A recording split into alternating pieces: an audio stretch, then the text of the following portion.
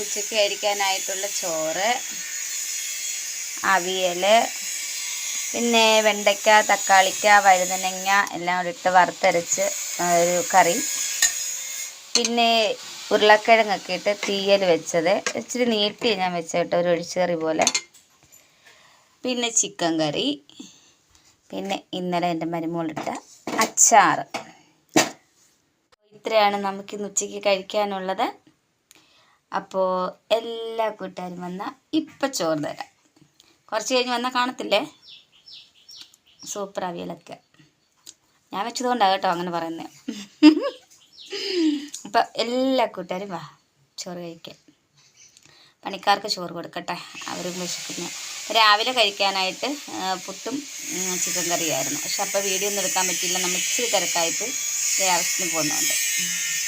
അപ്പോൾ ഇഷ്ടമുള്ള കൂട്ടുകാരെല്ലാം എളുപ്പമായോ.